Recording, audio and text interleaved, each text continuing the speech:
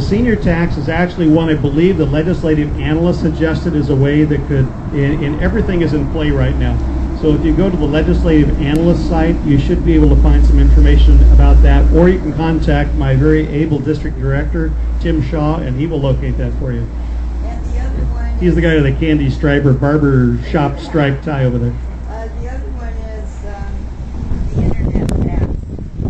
The internet tax was something we euphemistically called the iTunes tax, and we should have something about that. We actually have a tax website. If you go to my state website, I believe there's a link to a budget update site, and if they're keeping that up, it should mention that some.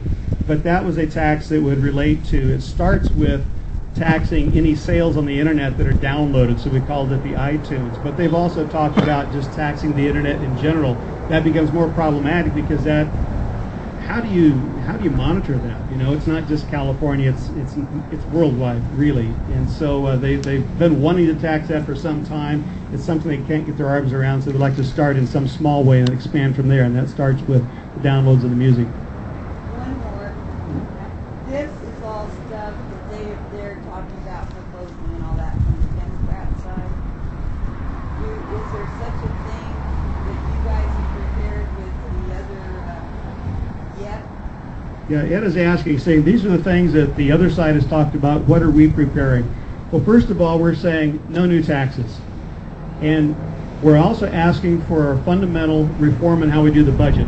We believe this is the year to do that. And by that, that's the cap and spending we're talking about. That's the multiple-year look at the budget. That's the rainy day fund. Those are the key items of that. If we can get them to agree to that, then we will look at some of the other revenue enhancements. We love these euphemisms. But we do believe there's surplus property that can be sold out. Maybe it can't be sold as quickly as we would like. We believe that it is possible to lease the lottery. The governor was very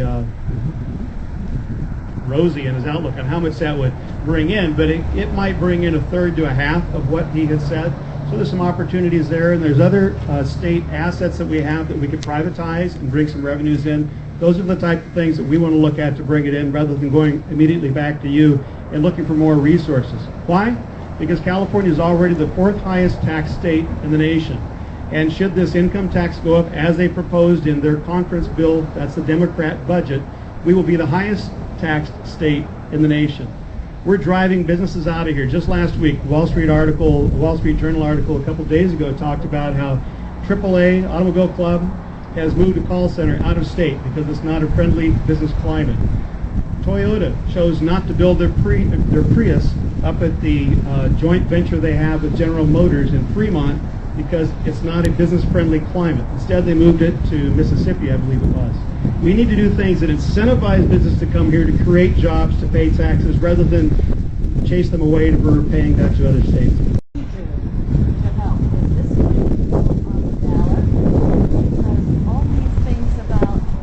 Businesses are leaving California and the arguments that go on in Sacramento. What can we do? It's a good question. The question is, what can we do? Will this be on the ballot? Clearly, if it is, there's something you can vote on. Well, if something goes on the ballot, that's probably bad news, because that means you're going to be asked to ratify some sort of tax, because that has to go on to the ballot. So what you can do right now, as this thing is developing, is just communicate with the legislature, particularly those big 4, big 5 members, those the leaders of the Republican and the Democrat, the governor, so that they know how this impacts you. We need to put a face on what these issues are. And frankly, if you have any relationship with other members, not me, I get it, but other members, sometimes they don't really understand what it looks and feels like in the real world. When you're in the ivory tower, concepts are lofty and they sound noble, and you're just trying to find some numbers to balance the budget. But when you start seeing that impacts people, how somebody's going to lose the child credit for 2 kids that amounts to close to $500, what that means to them in real life, what things are they going to have to save on. Those are the kinds of things we need to do, is to boil us down into human terms. We're not loopholes. Help us, don't hurt us. Is this a state issue or a national issue? Well, right now it's a state issue. We have issues that are certainly national implications. Illegal immigration is one. That's a $9 billion statewide issue. That's the cost to us, although it's a national policy, it impacts us statewide. most of the stuff we're dealing with right now is state.